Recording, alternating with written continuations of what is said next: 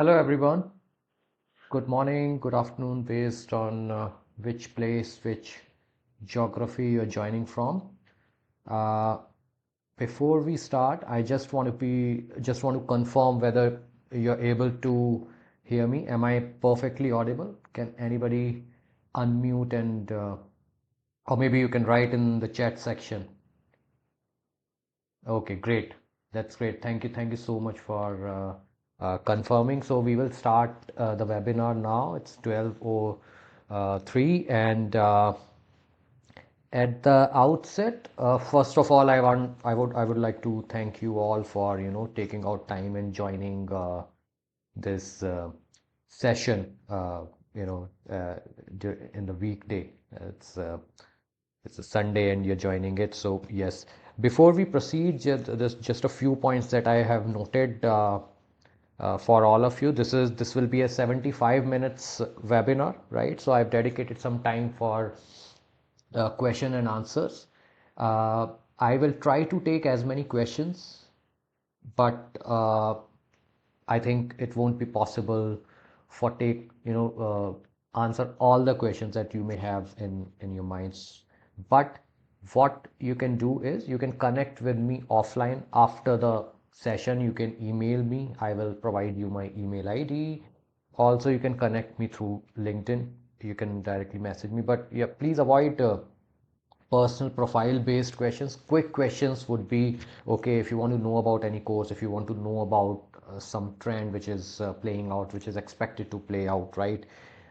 Second point is that all or most of what we are going to discuss in this webinar, in this session, are based on my experience, my understanding of the industry, because from last 7 to 8 months, I've been reading extensively what's happening inside the industry as a full-time, you can say trainer, educator, consultant, whatever, right? Whatever you want to call me. Okay, so the mostly based on my views, but also based on my interaction with many industry people, many of my ex-colleagues, right? So I hope to provide you, deliver some real value to all of you, which will help you in 2026 professionally. So that's one. Second is, yes, just a final point before we start is that I would like to wish all of you a very, very happy, New Year 2026. May this year brings you prosperity and happiness personally as well as professionally in all your endeavors. Okay, so now I will share my screen with all of you so that we can formally start. Let me share my screen.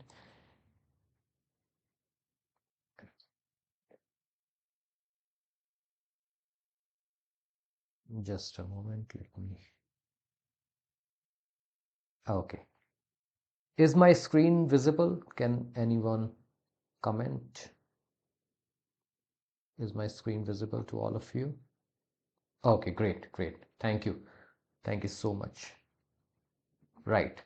So let me just.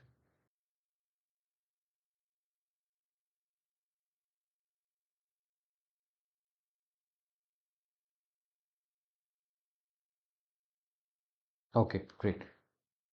Is it now okay? Are my slides moving?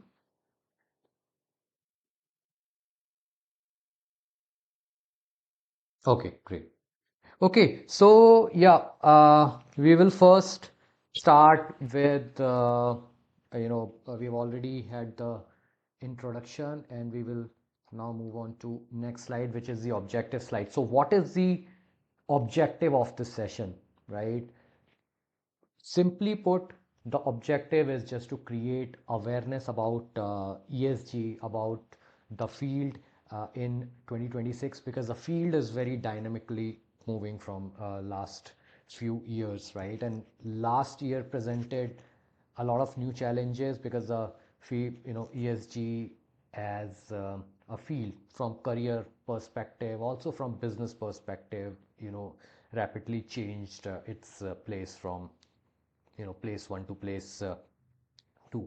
So I just want you to be better equipped for situations like, career transition. You want to transition a career to ESG, or you want to move uh, within ESG from one place to another, one company to another company. You want, you're looking out for promotions, you're looking out to expand your work area. So that would be my object, that would be my purpose, that would, is something which I want to deliver, right? And also, if you have, or some of you may have some innovative ideas, some business ideas, some consulting ideas, any of those things, senior folks, we can discuss that separately. But yes, we can just discuss that. So overall, or on a high, at a high level, I want you to be able to build a better decision making capability when it comes to switch careers, or make a better career move, maybe, right? So we will study about number one, what is ESG. Many of you, or all of you, already know what ESG is, what are the three pillars, what E, S, and G means. But what do we mean when we say what is ESG in 2026, right? Because as I mentioned at the outset, that the field has been changing rapidly, at a very rapid pace, and what 5 years back ESG, we used to consider ESG as, is now different from what ESG is being perceived today. So in last 5 6 years it has changed. What does the, the few present looks like, and the future, what are the future trends in ESG that we are seeing? Then the skills needed to make a career, make a switch in ESG, make a career, or if you want to add ESG related skills, sustainability related skills in your current set of skills, current portfolio, in your current role, what are those? And also, what are the transferable skills? Say if you're working in finance, if you're working in say risk management, if you're working in data analytics as a data scientist, in IT, what are the transferable skills that you already have? You may not know, or you may know, but yes, you can very well leverage those skills while making the switch in ESG. So those, and then we will take your questions and maybe discuss some opportunities, right? So I'll start with what is ESG in say 2026. You can say from the present scenario perspective, we all know about three pillars of ESG: environment, social, and governance. But the point that I'm trying to take away from the slide, or trying to make in the slide, is earlier what used to happen, and you can logically think, and uh, maybe from your current jobs perspective, industry perspective also. Earlier, what used to happen was the companies, the big organizations in India as well as globally, they used to think from primarily from one angle, which was a financial angle. What's our financial performance? you know are we growing our revenues? Are we growing our profits? Are we making a profit or a loss? So that's your financial way of thinking about revenues, about your balance sheet, assets and liabilities, about your cash flow, about say your profits, your margins, your EBITDA, etc. So that's all finance, that's all accounting, come in under the financial statements. And reporting those numbers is called financial reporting. We all know, you can see that in the annual reports of your own companies, of other companies. You can download annual reports of global companies as well as Indian companies. They're all available in the public domain. So that's the financial performance, and everybody was concerned about the financial performance, plus strategic performance, right? Strategic performance means the business strategy. So if I take an example of say a chemical company, right? A chemical company based out of, say, India, right? It is thinking about in terms of strategy. Currently, it has 10 products or 10 chemicals, right? 5 years down the line, it say the management says that yes, we target in our product portfolio to have more than 20 products, right? More than 20 chemicals, intermediaries, it maybe APIs, etc. Right? So that's your strategic from product point of view. Also, we would like to expand in certain geographies. Currently, we are available only in India and say Sri Lanka and Nepal, so Indian subcontinent. But we would like to expand our products. We will, open our offices in Southeast Asia or maybe Europe, right? So that's your strategy, your business strategy, your product strategy, those side of things. Then your risk management, right? Whenever a company is operating, an organization is operating, by the way, we will focus our complete discussion in this webinar on the corporate side of things, not government, not intergovernmental agencies, only the corporate. So yes, so risk management, obviously a company, an organization is operating, it's doing business, it has manufacturing units, it has its offices, warehouses, right? It has a set of customers, suppliers, etc. It's operating in an environment where it has a competition, right? There will be other players in the same product segment, right? There will be 10 other companies who are manufacturing the same set of products and maybe more. So that's one. So you have competition, right? You have a set of regulations. So chemicals can be harmful. So you have regulations, built by the governments in the countries you're operating in other countries, also product related regulations. So that's one.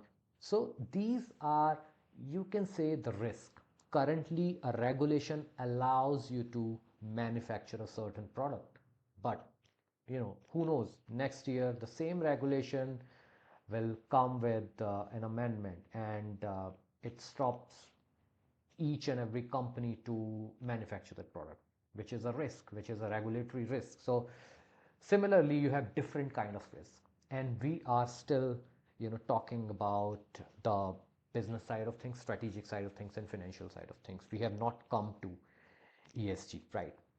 Right. And who are the stakeholders in this journey? So your management is one, right?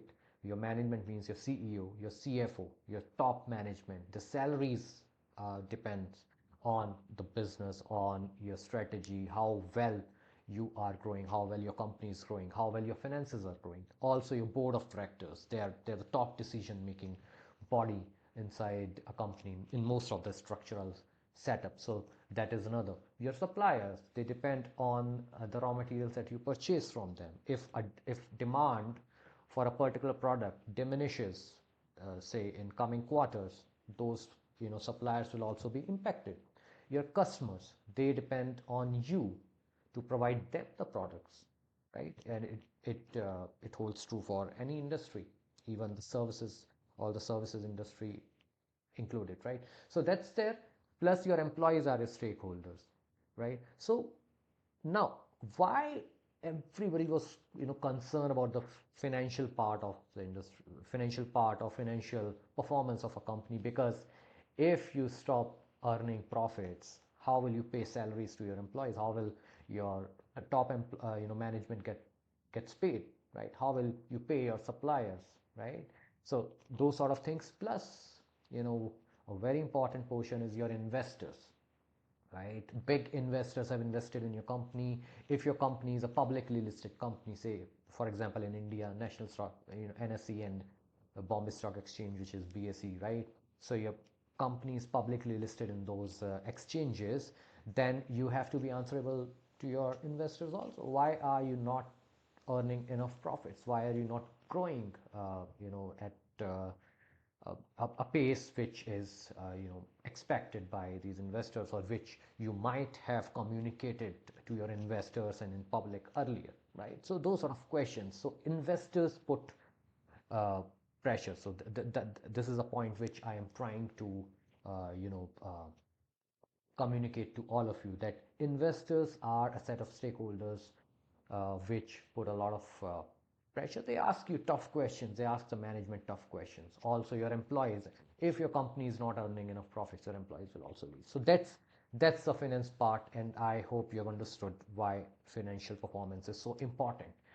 But then what started happening is, obviously with finance you have your strategy, you have your business, and business, I mentioned one term, risk, right? Everything is a risk if you're operating anywhere, right? If you're there will be risk involved. If you're going in your car, the risk is there, right?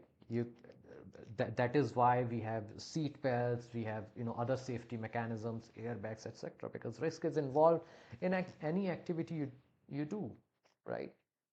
So different kinds of risk: financial risk, risk from competition, risk from geography. Then in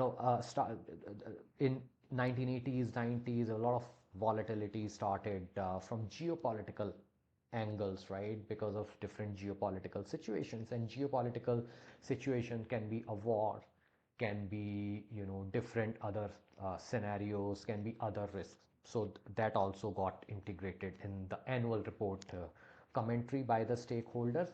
And then in 1980s, 90s, so till then in the annual reports, in the corporate communication, there was a small portion of climate related risk and other environmental related risk, or maybe regulations, because if a company is, say, operating in India, there were some regulations which were going on and the company had to report on those regulations. That's it. But then these risks started surfacing in 90s. So environment related risk, then your social related, social mostly deals with the people, your employees, your labor practices, your the human rights, the areas which we have mentioned here on the slide, right?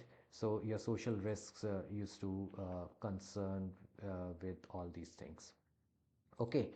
Then your governance related risk, your ethics, your board related policies, decision making of the board, risk management, etc. Risk management we have already covered, and compliance. So these are called non-financial aspects of a company, or if you are reporting in these areas, it is called non-financial reporting, right? So these are the non-financial aspects of a company apart from financial. And the stakeholders, they started finding them very important from transparency point of view, from communication point of view, and from reporting point of view, right? Why? Because of the risk, because the risk of climate related risk, global warming and climate change started surfacing. And there was a that global warming thing, greenhouse gas emissions, the Kyoto Protocol came, and there were a lot of events which happened. And ultimately in 2015 we had a big event, Paris Climate Agreement, which added a lot of uh, you know uh, contributions from different countries. Countries signed NDCs. India and other major countries also signed. There were the signatories which sort of bounded these countries with some greenhouse gas emission related targets, reduction targets. And similarly there were different regulations which came into force. So there were different reasons. And since your investors are the biggest, they have invested a lot of money, and I'm not talking about retail investors like us who have maybe purchased 100 shares or 500 shares, but big investors like your mutual funds, your private equity, your venture capital funds, your big investors like the likes of Warren Buffett, Vanguard, Barclays, and other investment banks. They've invested a lot of money, and they want the answers from your company. What are you doing in terms of environmental, in terms of mitigating environmental risks? Because now we have seen a lot of companies, they are facing the heat of this climate change. For example, there's a manufacturing company, right? Let's say it's a chemical manufacturer, the same chemical manufacturing company, and it has a manufacturing unit in the state of Assam, in India, and we most of us know that Assam is a state which has a has a major Indian river, Brahmaputra river system, and it gets flooded almost every year, some parts of it. And your manufacturing unit is situated in the floodplains. What are you doing about it, right? So if I am an investor, I want to know from the management of the company because my money is involved. And if say, uh, you know. One unfortunate day, flood water enters in your manufacturing unit. What will happen? Your raw material will, get damaged. Your machinery will get damaged. Your infrastructure, overall infrastructure will get damaged. Finished products will be, probably be wiped off.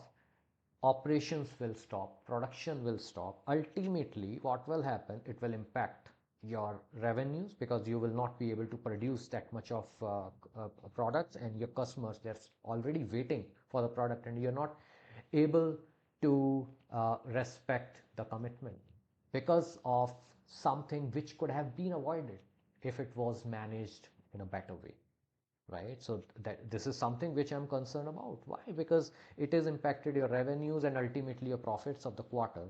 What will then happen when it gets public, or even before it gets public? Your share prices will get down, and my investment will get impacted. This is just a short-term impact. Secondly, what will happen is your brand image will be impacted, right? Your customers will drift away to other companies, right? So your brand gets impacted, and then you will have to work really hard to get that damage control done. Plus, insurance company which has insured your manufacturing unit, oh, obviously it will pay the claim, right? It will pay you this year, but will it insure you the next year? Not really. Or maybe if even if it if it will, uh, the premiums will be higher. Banks will avoid giving you debt, so there will be lot of effects, right? Lot of consequences that you have to pay. So this is something which I want you to understand and develop this logical thinking when you think about ESG. Right. Now, uh, I will, ramp up my speed. I will speed up because we have spent a lot of time in understanding this, how we see ESG in 2026, right? We will discuss three, broad angles, so three broad dimensions. Number one is your frameworks and guidelines. Second is your compliance and regulations and business strategy. Third one is business strategy, which is very important.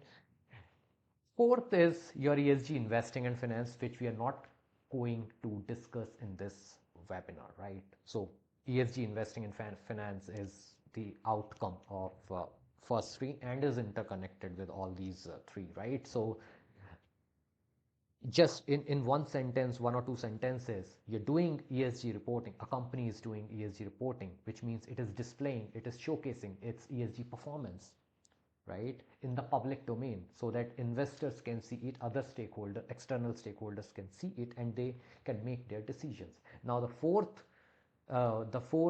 dimension, which is ESG investing and finance, is banks are also seeing the same data, and what you are displaying when you're showcasing your ESG performance is how you are mitigating your ESG related risks or sustainability related risks, right? So banks will see the data, and if you go to the bank to provide you the debt, it will see the data, it will analyze your risk profile, ESG risk profile, and based on that, it will provide you the finance. Also, big investors will invest based on this data, right? But it's a separate, field of study. We are not going to go in depth. We will start with framework and guidelines and compliance and regulation. So, you know, say 10, 15 years back when ESG people started to know about ESG, obviously a very, I would say, uh, you know,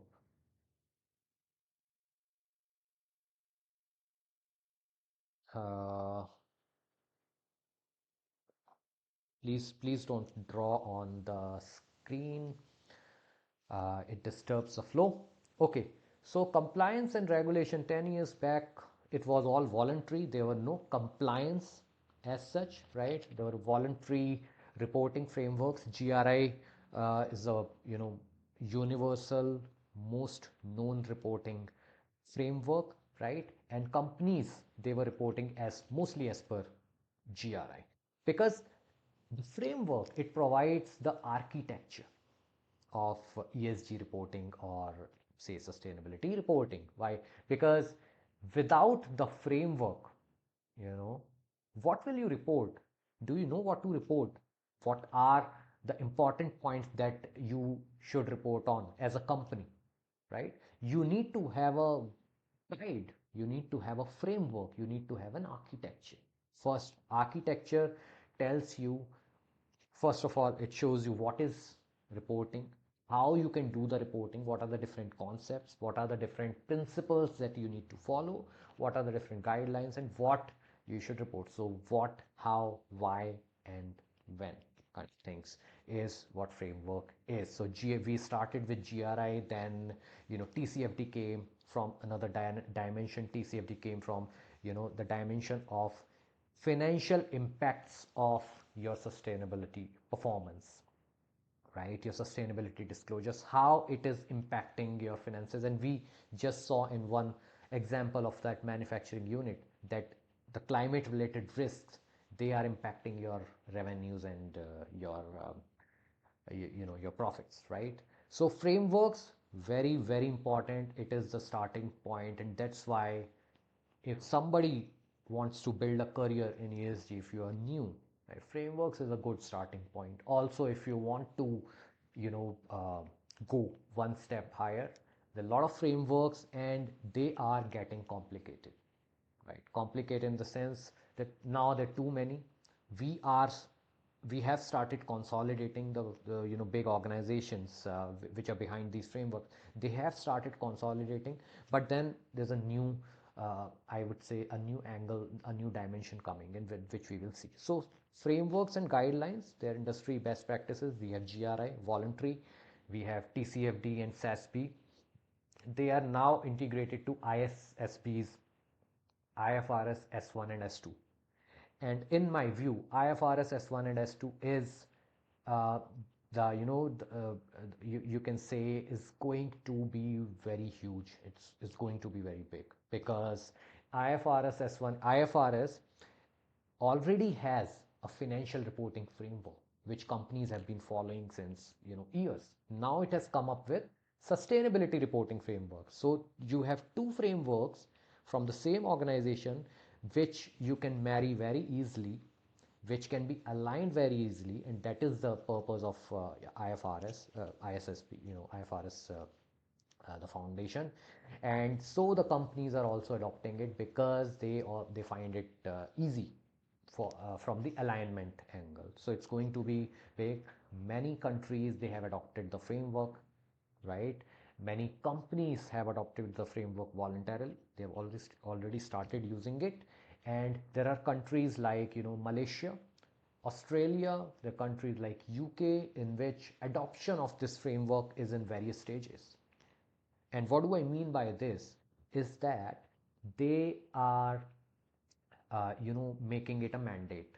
They're passing a kind of a jurisdiction, a law, that suppose a company is headquartered in the UK, it will have to report as per IFRS S1 and S2 reporting requirements, which means it has become a law in UK. It is a mandate in UK. It is a mandate in Australia, right? Australia has already adopted AASB, which is based on IFRS. So voluntary framework can also be adopted by a government, and it can be made a mandate. It can be made into a regulation. So they are both interconnected, and this is in 2026 one of the biggest drivers of ESG reporting. And understanding interpretation of these regulations, understanding interpretation of the frameworks, right, is I would say is something which you should all focus on. There are different frameworks. The language which is described, in which they are written, is not very simple, and there's a lot of you can say effort needed to interpret, to understand. So that is one big area to focus on. Then we have business strategy, right? So ESG came as a compliance, ESG came as a reporting. It was mainly catering to the investor community, right?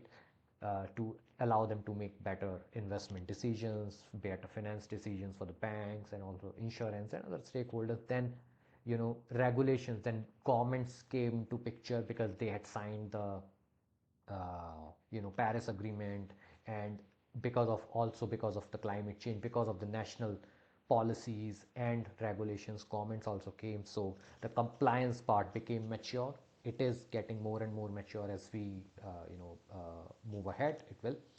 And business strategy is something which companies and big organizations have now realized, and they are working on it. This is their newest core focus of all the businesses, and this is where the next big opportunity lies. It has come up in a big way in terms of job requirements, right?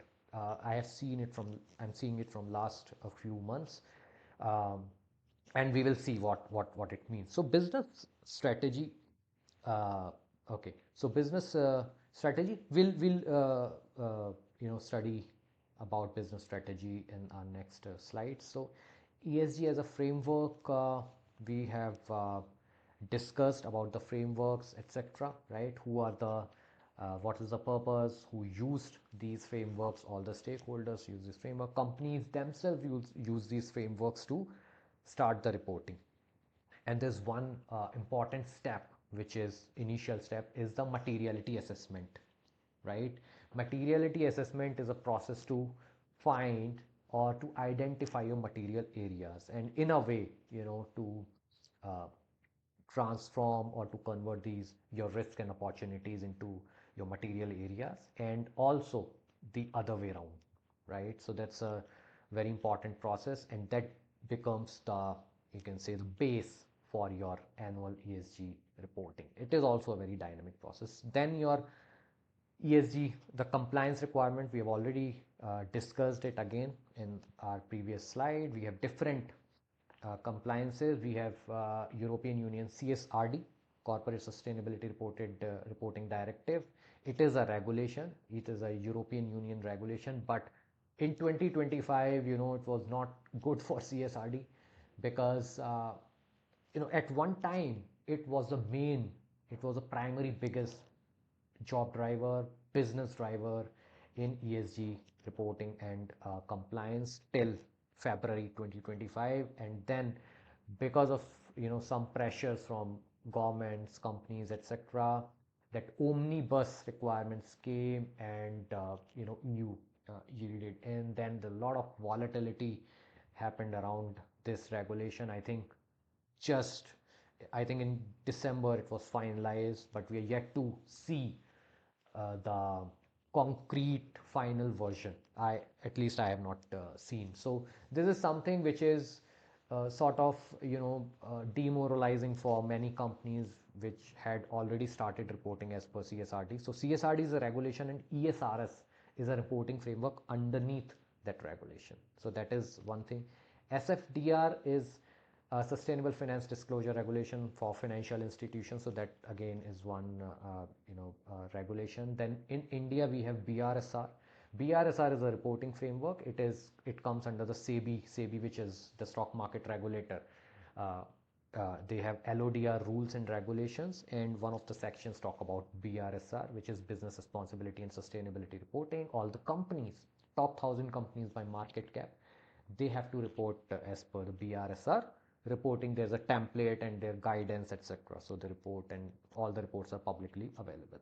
Then we have IFRS S1 and S2. So these are the regulations. Why IFRS S1 and S2 is a regulation? Because they're mandatory adoption by some countries, and they have made it converted into a regulation. So the shift that we are seeing currently is from voluntary to mandatory, and going forward you will see that shift growing. You will see that shift very dominant in all the countries. So you have to keep an eye on it and study and build your skills as per this shift, right? So business strategy is the value creation because initially it was just a compliance exercise for companies, there was no revenue driver. Companies had to raise teams, they had to spend money on hiring people, ESG related people, ESG reporting, for GHG accounting. They had to hire consultants. It used to be a liability for companies, right? So one more expense for the companies, you can say, just to comply with some regulation, just to report for the investors. So companies did not see the value hidden in ESG reporting, in other aspects of reporting, in their GHG accounting, GHG inventorization.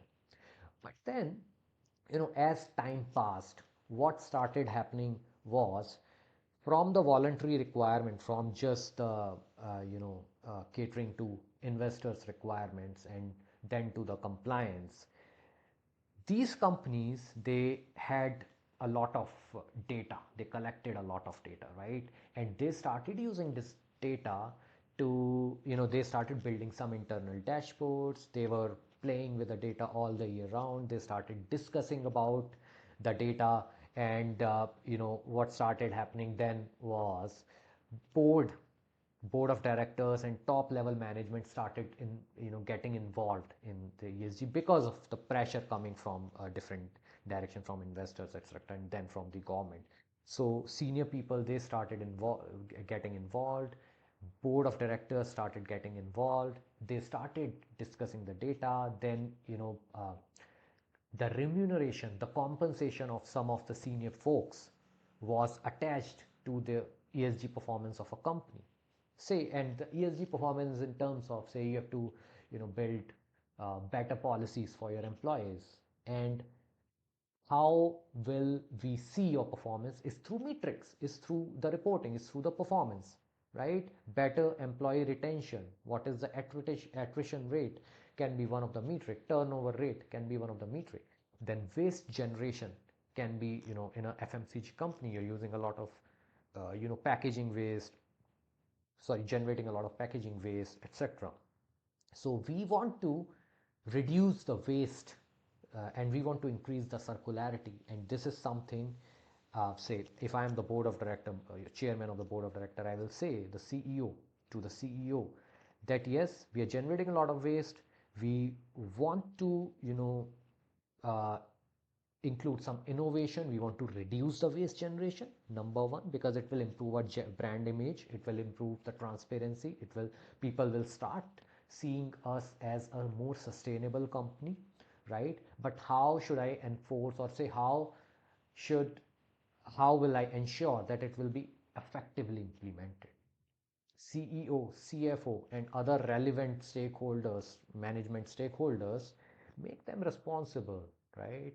So what will happen? Their remuneration is, or maybe their annual bonus is attached to the performance. That yes, currently, if it is, 100 metric tons, you have to reduce it by 10% by the year end. If you miss the target, then you will have to cut on your bonus by some percentage, right? So it has a top down effect. Your top management is held, made responsible. They will go to their teams that yes, if you want a promotion, if you want a good hike, you have to do this. You have to, and then it will go to the floor level, you can say the ground level. And this is how it got discussed. And what is being used here as an input is this, the data that we are already collecting. Yeah, right, your environmental data, your ES related data, different dimensions. And now you have the data, you're measuring it, right? You have 100 metric tons now. You have to make them 90 metric tons at the end of the year. But how will you do that, right? You have to get insights from the data. You have to granularize the data, right? You have 10 different manufacturing units. You will see, where are we generating most of this waste? What is the reason? Let's connect to the site people. Let's see if we can get solutions, because the people who are closest to the problem have the best solutions, right? So this is where sustainability operations, sustainability strategy, they started coming in. Companies initially started connecting with, big four consultants and other consulting firms. They still do that, right? But yes, now the discussion has shifted to the solution. Now the discussion has shifted to increasing the business value. If you are reducing waste, ultimately you are saving some cost, right? You're using, either reusing it, or if either you are refusing it, you're reducing it, you're saving on your costs. Similar to that, you have cost optimization in terms of energy efficiency, waste reduction, water efficiency. Then risk management, you are better identifying risks. For that, you have to measure the data, you have to come up with a risk, you have to identify, and only then you can mitigate. So you're mitigating your risk beforehand. Let's go back to the example of that manufacturing unit in Assam. Had there been a, say, a protection wall or other protection measures from the flood, right, in place beforehand, it would not have had to stop the production, or the unit would have been saved, right? So that's your risk mitigation. Then revenue and growth. Ultimately, it will increase your revenue in the medium and long term. All your cost efficiency measures, your energy efficiency measures will increase your revenue, will improve your margins, will improve your growth. And that is where your investors are also focused on currently. Because finance, okay, I mean, you're earning $1 billion today, but who knows what will happen after 4 years in this dynamic world? A lot of different dangers, different risks, from the climate front, on the people front. Employee may leave you en masse, right? And also from ethical angle, from policies angle, a lot of regulations have come up. So that's your governance, right? So your investors are also, uh, you know, they want to focus on this. Then now let's come again, come on to the on in the present, right? What is going to trend in 2026? And we have already discussed some of these points. Number one is your ESG reporting, which is going from voluntary to mandatory, right? So if it becomes mandatory, just think logically. If something has become a mandate, if it becomes law, then corporates have to do it. Whether they like it or not, they have to do it. And in order to do that, they need people, they need systems, right? And they need people coming from different backgrounds. And ESG is like, there's no single uh, uh, you know no single solution is the best solution, right? No single qualification is the best qualification to get into ESG. We have people, in my previous team, we had CAs, we have company secretaries, we had people from risk background, we had accountants, we had people, one of the senior folks was a postgraduate in geography, in philosophy, right? Engineers. So that is where all the people are coming from, bringing in different perspectives in ESG, and that is what it reflects in 2026. So number one, voluntary to mandatory. Regulations, on the regulation front, very important to understand, interpret the regulation. And what I mean by this is, the gap assessment. We will see, I think, in the next slide. Then second is, again, your ESG regulations. Now different countries are coming up with different regulations at the geographical, means at the country level. UAE, United Arab Emirates, recently in 2025 came with a federal decree number 11, uh, which mandated greenhouse gas emissions reporting as a mandate for all the companies doing business in UAE. Also the reduction. So you measure and then you mitigate. Otherwise, there will be penalties. It's a penal regulation, right? If you fail, you will have to pay heavy penalties, and this is what we will see going forward in all the, almost all geographies and part of regulations. Then ESG integration, we just saw with core business strategy. You have a business strategy, you cannot consider ESG strategy as a separate strategy, or sustainability strategy as a separate strategy. No, this now has been integrated. The best thing to do is to integrate in your core business strategy, because we just saw, it is impacting your finances, right? And going forward, the way we are going, in my view, ESG risks, if not mitigated, if not thought about well in advance, will present not best, will present biggest, some of the biggest, I would say, situations, dangerous risks. Also, if they're managed well, these material areas, ESG related areas, will present best of the opportunities for companies, best differentiators for the companies, right? Then fourth is your audit grade data. We have not discussed about it yet. So it's part of ESG reporting, which is very, very important. Now, most of the companies, organizations, they have the data, right? They have ESG data. They are collecting energy data, waste, water, greenhouse gas emissions, employer related data. But is the data reliable? Is the data complete? Is it accurate? How will you ensure that, right? So that is the problem that we need to focus on. We have already started focusing on. So we now have, earlier it used to be separates in silos. So one team is collecting its own data, another team is collecting its own data. Then somebody has to, chip in. He had to, collect all the data from all the teams, and so much of time, had uh, waste, gets wasted in collecting the data, explaining to people, explaining to teams, right? What do we need, etc., in what format do we need. So those were the problems. Now we have systems, we have centralized data management systems acting as single source of truth. All the teams, they, in biggest of MNCs in mature stage, they have been trained to upload their data, in a particular format.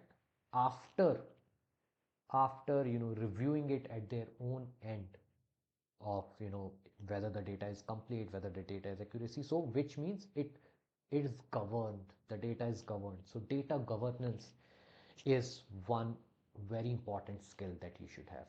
And from this angle, I would say people from finance background, right? CAs, chartered accountants, and other accountants, and finance related people, they have an advantage here, right? Because they study this as part of their curriculum, right? Chartered accountants, they study this. So governance of the data, because it was first introduced as a SOX level controls, data related controls, right? The controls in data. And we need people who know how to design controls in the data after understanding the processes, how to design systems, how to design processes, the documentation part. So how to build documentation is also one of the important skill that we need, right? And so audit grade data is one. So the outcome or the purpose here is that the data that we are getting at the end of the day should be audit grade, means ready to be audited by an external auditor. If suppose, after 4 days a big four comes for, big four auditor comes for the audit, you just present him or her the data, right, along with all the evidence, along with all the documentation that is needed to be provided, or is agreed, right? So that's your audit grade data, very important skill. We're focusing on it. And in the course that I have, or you can say the sessions that I take internally, they are based on mostly, focus on these controls, because during interviews you get questions from this. But yeah, another important area is your scope 3 emissions, because scope 1 and scope 2 in greenhouse gas emissions inventorization, companies have understood, they get how to calculate or how to report scope 1 and scope 2 emissions. Because the challenges here are about the availability of data. And for scope 1 and scope 2, the data is in, you know is in a control, is in the control of internal teams. But in terms of scope 3, you don't have control over the data that you're getting. Scope 3 is divided into 15 categories, right? So category 1 is about your raw materials, category 2 is capital goods. And here, you get to, you can say, play with the real accounting concepts also sometimes, how to account for these emissions, right? So data availability is a challenge. Why? Because let's again take the example of that chemical company. It inside the company, say the systems are mature, they have controls over the data, right? They know the data. That is why they have no issue, no problem in doing their scope 1 and scope 2 accounting. But for scope 3, they're dependent on their suppliers. And the suppliers are small companies, right, which have single manufacturing unit, and they are not coming under any regulation to report or to calculate their scope 3 data, right? Which means they don't have reliable data, right? So what you will have to do is you will have to take, say, the amount of raw material you have purchased from a particular supplier, or if you don't have the correct amount, then you will see how the monetary value, total purchased value of raw material from a particular supplier, and then you will use publicly available emission factors, right? We call them EEIO emission factors, which are publicly available, or you purchase them from third party organizations, and then you calculate your emissions.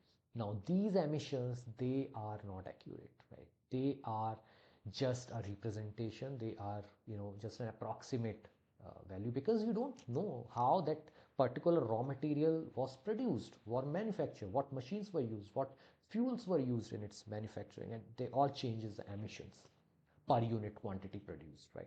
So you are using publicly available numbers, you're calculating those emissions, and those emissions are not accurate. So these are the challenges that we are facing, and we need people who can, you know, make these processes more mature. One of the ways is, supplier, connect with your suppliers, right?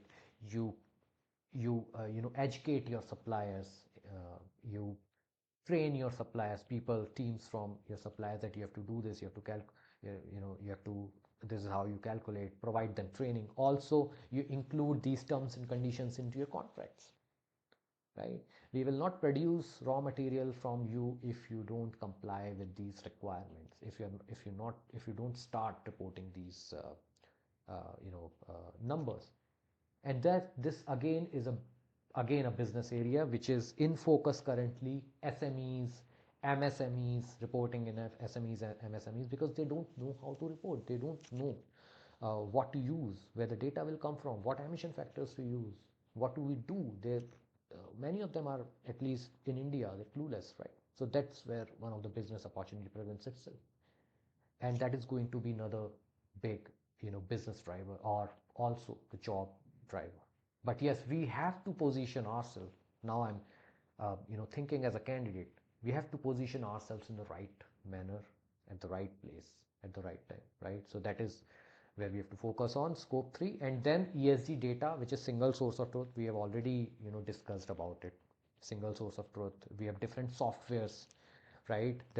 Many IT companies, many consulting firms, they are coming up with ESG data management softwares, ESG reporting softwares, right?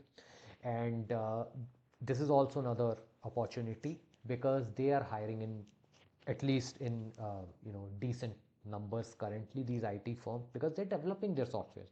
They need people with some IT knowledge, software knowledge, project management knowledge, also some domain knowledge. So I in 2025 I consulted three such startups, right? One of them was US based, one of them was UAE based, and one was India based, right? So they were developing software, and they wanted my services as an SME who knows the field, right? So yes, we need people who can develop these softwares, who can design the softwares, and also have domain knowledge. So that is another business field, and we can discuss this separately. Then we have top 10 skills for entering ESG reporting field, and some of them are star marked, which means in my view they are more important than others, right? So ESG reporting frameworks and standards, we have already discussed. Knowledge of these frameworks and standards, and not just knowledge, application part of it, right? So for example, If your board of directors decide that we will, start reporting next year as per GRI voluntarily because our investors are demanding it, right? You should know how to start, right? So GRI, you will follow the process, you will do your materiality assessment, you will come up with your material topics, and then you will select the metrics, right? The metrics that you have to report on. Then you have to do this term called gap assessment, right? Gap assessment means you may already be collecting some of that data which is required by GRI, which is required by those metrics, which is required in the calculation of those metrics. You may already be collecting, say, water data, waste data, or your energy data.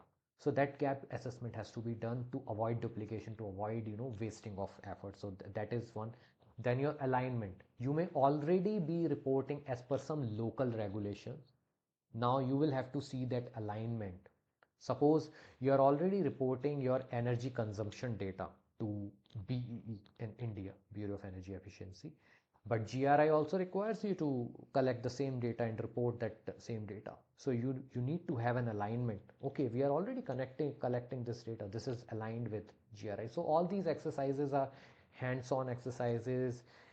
You need to know how to build these templates, gap assessment templates, alignment templates, and these are the skills that are needed, not just the knowledge or the reading of GRI or the reading of other frameworks like ISSB, IFRS, etc. Then ESG data management and controls, we already discussed the controls that we have. There's a whole process. You design controls at different stages of the collection process, of the whole end-to-end reporting process, data management controls, other controls, software related controls. If you're using Microsoft Excel, those kind of controls, and that's a separate process. And this is also one hands-on skill. If it is there in your CV, yes, interviewer will ask questions, and it can work as a double-edged sword. If you know the process, it will take you through. If you don't know the process, it may backfire.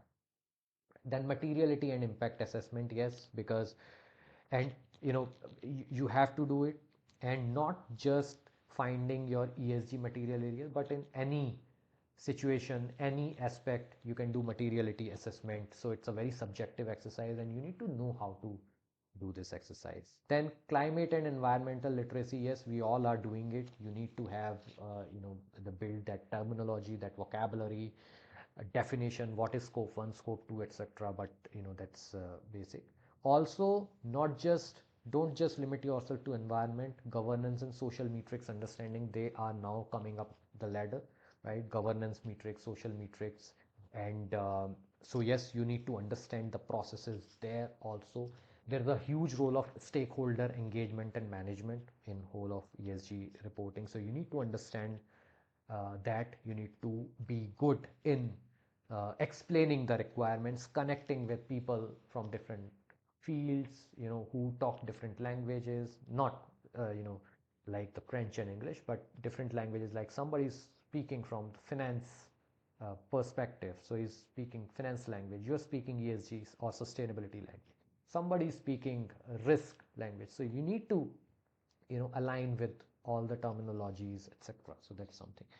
Business and financial acumen, I have included it formally for the first time, and yes, because of the impact of your climate related, your sustainability related risk on the business, on the finance, this has become important now. And I think coming from this side, I think people who are working in finance, first finance, second your accounting, third is your risk management fields, also somewhere in strategy, in the business, in general management, are at an advantage.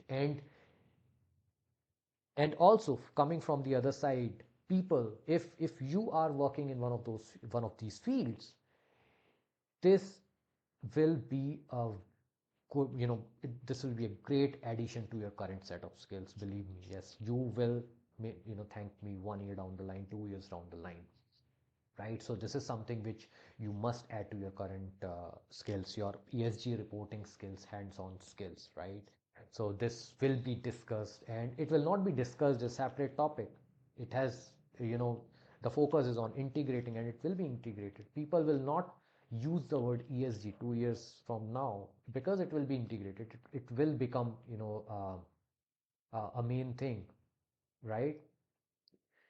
Then writing and communication skills, yes, you can do even without that because we all have basic writing skills, basic communication skills. But yes, it's good to have if you can write good emails, if you can explain things in written, and you know, documentation skills are good. Then project management and stakeholder handling, yes, very important skills, not just in ESG, elsewhere also. So yes, you can build your project management vocabulary. You can see what different stages are, processes are, what are the different deliverables, and your stakeholder engagement roles. And you can study from YouTube, from LinkedIn Learning and others. But yes, if you have, and you can, talk about it, you can apply in your day-to-day roles. Maybe you can start something as a project, then yes, it will be good. Then yes, AI will find it, AI related skills are be the going to be the future skills. They will be limited. They're not as wide as we think. They won't find application in every sphere of ESG, but yes, in some of the things, right? So developing content, developing your reports, also getting new ideas, building strategy, if you want to build a decarbonization strategy, right? And if you have good prompting skills, right, professional prompting skills, you can get all the insights. You just have to structure it, and ChatGPT can even structure it for you, right? So those skills are very important, and you can start building these skills now. Take time. Prompting takes time. You can research many good profiles on LinkedIn which you can follow. Then practical ESG reporting skill development, this is last but not the least. I think this covers all or most of the above points that we have discussed. So yes, ESG reporting skills. ESG reporting is getting wider and wider. It was narrow in terms of the amount of data which was being reported earlier, but now you have, say, GRI, which has a different purpose. You have IFRS S1 and S2, which has a different purpose, and you're reporting different metrics as per IFRS. It's quantitative plus qualitative now.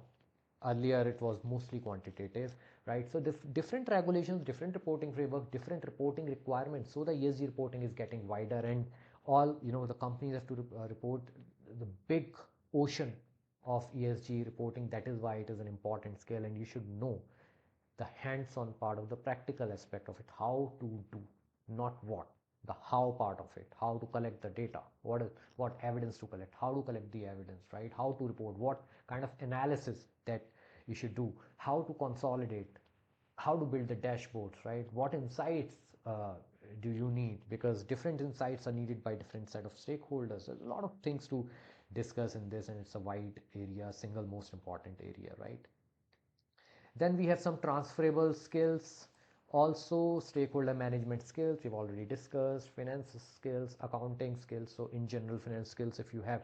So this also means that, now for people who are in early stage of their careers, it makes sense to, transition to ESG, still makes sense. But if you are someone with 10 plus years of experience, 8 plus years of experience, ESG is a very valuable skill as an addition to your current skills, because you may be working in operations, you may be working in production, right? You may be working in, say, sales or marketing.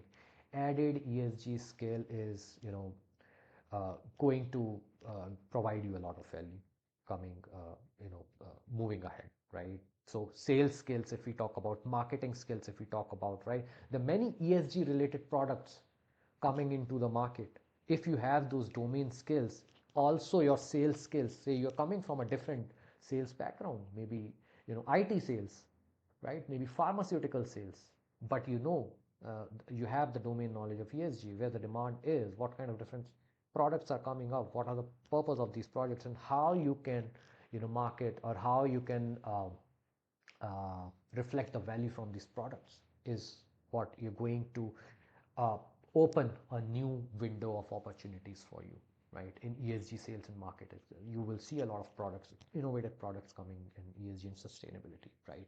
And not just ESG for sales and marketing, I would say broad sustainability, right? The different technologies coming up, green hydrogen, your heat pump related technologies, your nuclear technologies in from the decarbonization. There are a lot of different technologies, sustainable technologies, right? And so it is again a very big area of opportunities, right? So now at the end, my purpose is not to talk about my course, but just to make you aware that yes, I have an end-to-end ESG reporting course where we talk about, and many of you may already be knowing about it, we we discuss about the hands-on skills, right? The practical skills, not the theoretical skills, which you can see. I can share the presentation with you. Okay. So yes, these are the modules about the course, and whatever happens inside the industry is what we discuss about. So this is it. This is now I will pass it on you. If you have any questions, any one of you have any question, you can put forward your question. We still have 10 minutes, right? So any questions? Anyone? Yeah, hi Arpit. Yeah, hello. Yeah.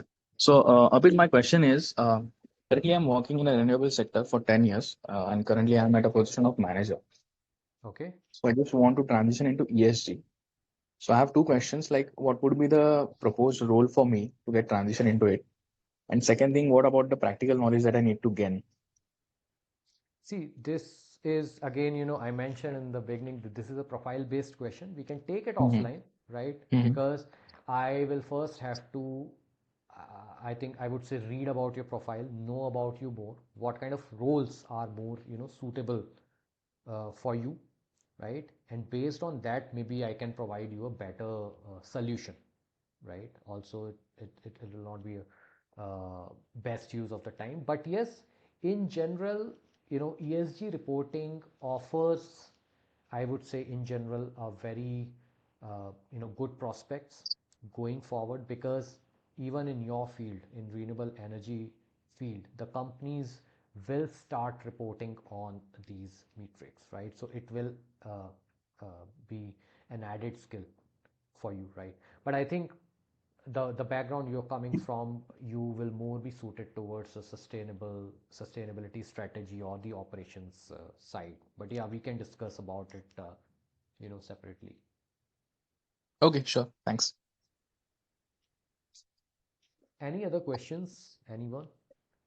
And I can I think next time I will also have the Hello, video. sir. Okay, yeah. So this is Sentamir. I'm an agriculture graduate. I'm actually entering the field as a fresher. So, what kind of work in specifically in the ESG sector would suit me, sir? See, in ESG, there are two, three different fields. In one of the slides, I mentioned about ESG investing, ESG finance. So that's a separate thing, right?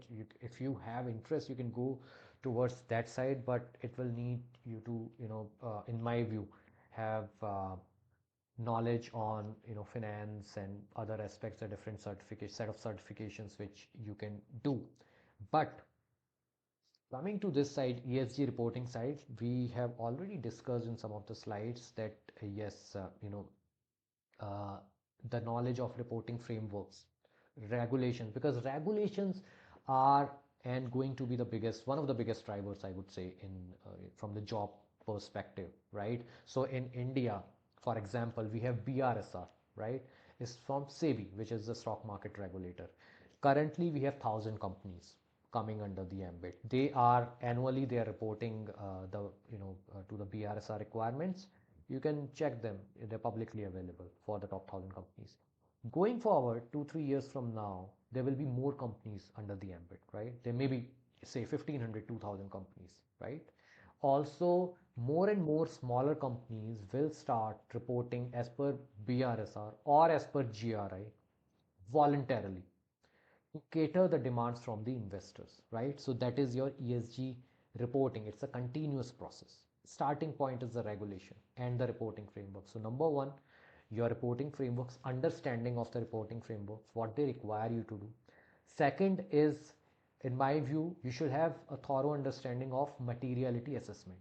Although it's a subjective process, right? And you can I would say add your creativity while during the process, but you should know the fundamental process of doing materiality assessment. If you want to study more about materiality assessment, you can download GRI 3, which talks about materiality assessment. Then third is data analytics kind of things, right? So working on Microsoft Excel currently, there are different softwares and tools coming up in the market, but still majority of companies, they are still working on, or they're doing their analysis on Microsoft Excel. So they're relying on Microsoft Excel, and for the dashboarding, Power BI is the go-to tool. Although some of the companies, they're also using Tableau, right? So data analysis and data visualization.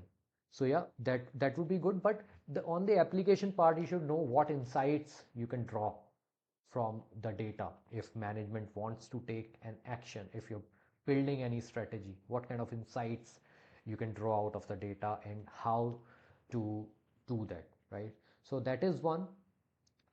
Secondly is the principles on which we work, the data reporting principle or the data governance principles, you can say. So the controls part, and how you can make the data more accurate, what kind of questions you will ask, what is the process to make the data accurate, make the data more complete, right?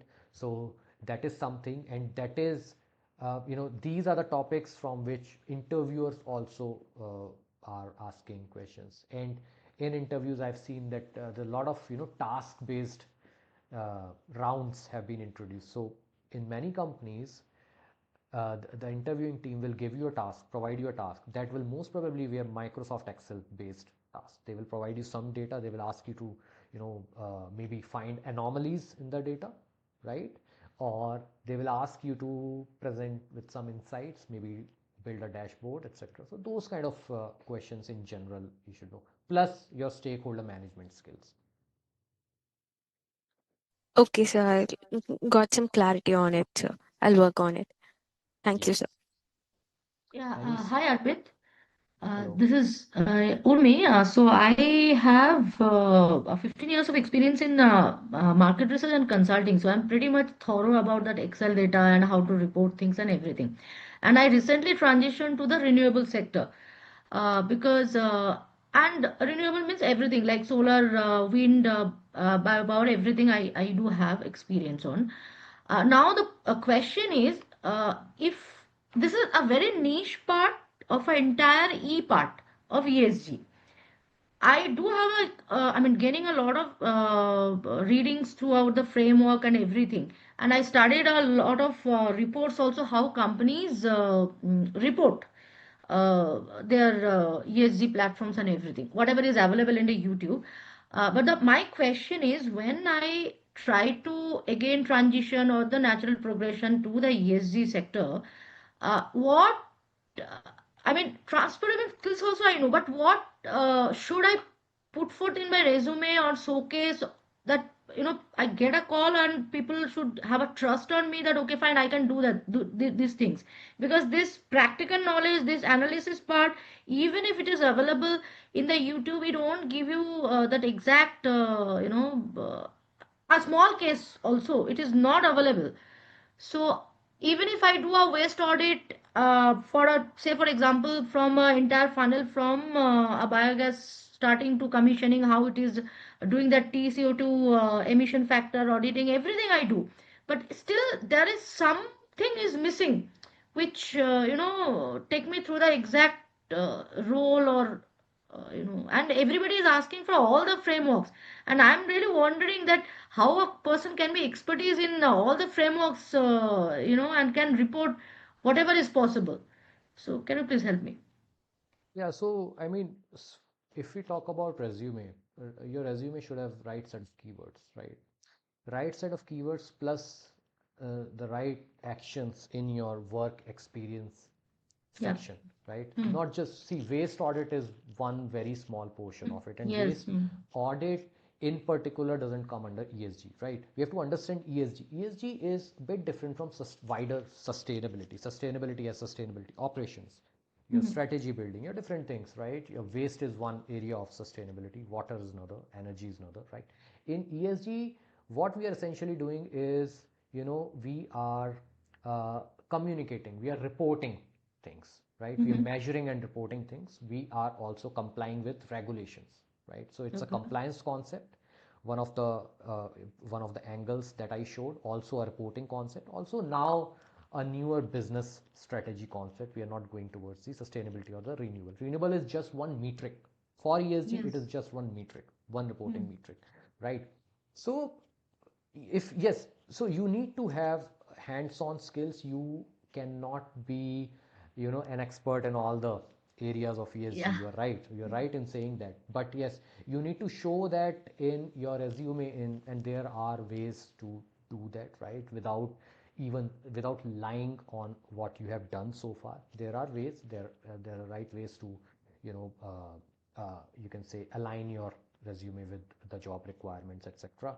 But yes, you need to have hands-on experience, maybe through projects. And if you don't know how to get the data, how you can practice, you can follow my timeline. I have recently shared 2 3 different data sets, industry level data sets, on which you can simply download and start working on those data sets, right?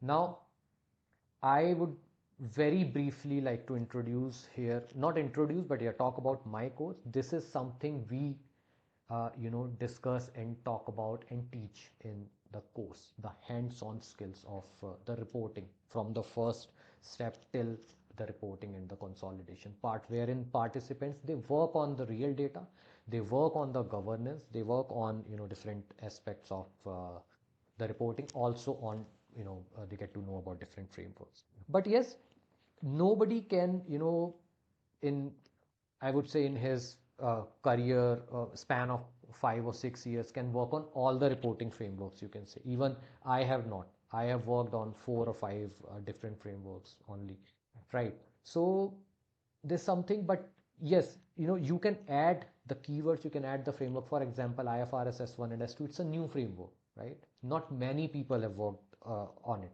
so far, practically. So you can add it from, you can do some courses on IFRS S1 and S2. ISSB has a very good course on IFRS S1 and S2. But see, you're learning from the course, right? There's one way to mention that, you have just done a course in IFRS S1 and S2. You can mention the course name, etc. Right? Better way Hmm. is to also mention what you have learned.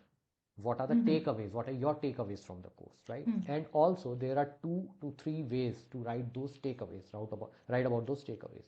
One is you can simply write, that okay, I learned about IFRS S1 and S2 standards, or I learned about this and this disclosure.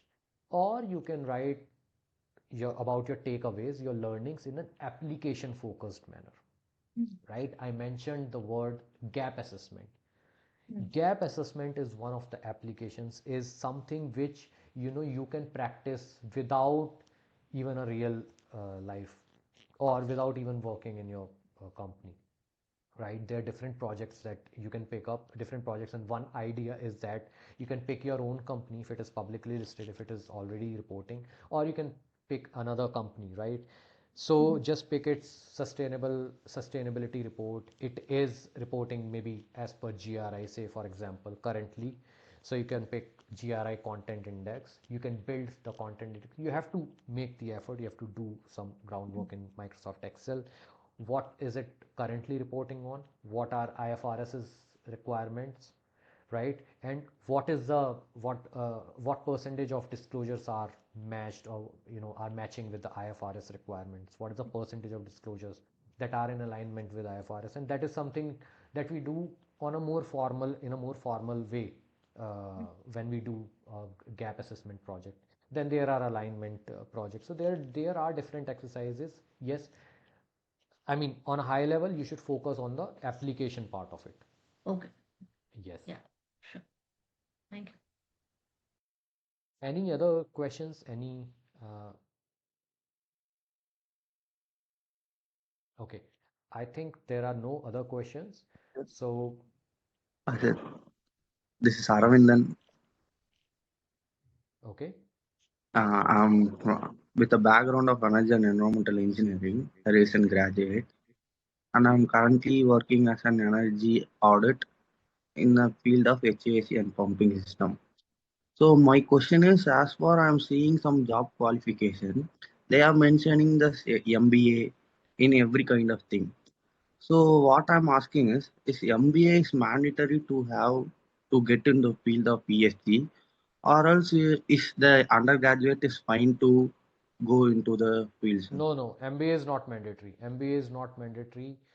Um, Even most of us working in this field are undergraduates. I am an undergraduate. I have not done any MBA.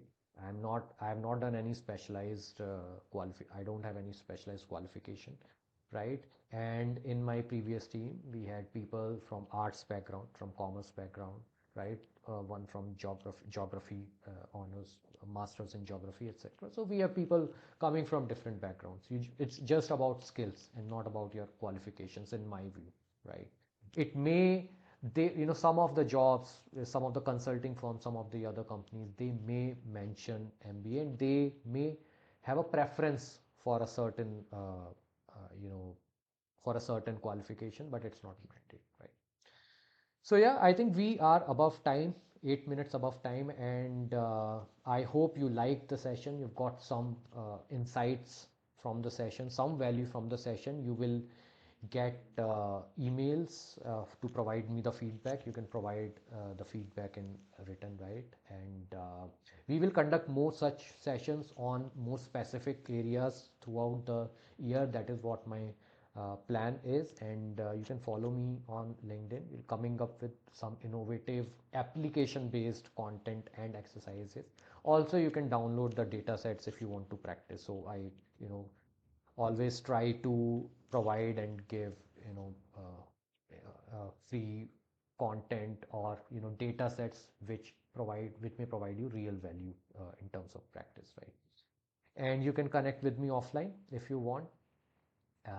So yeah, let's wrap this session up, and thank you so much once again. I wish all of you a very happy new year again before we wrap up, before we conclude. Thank you.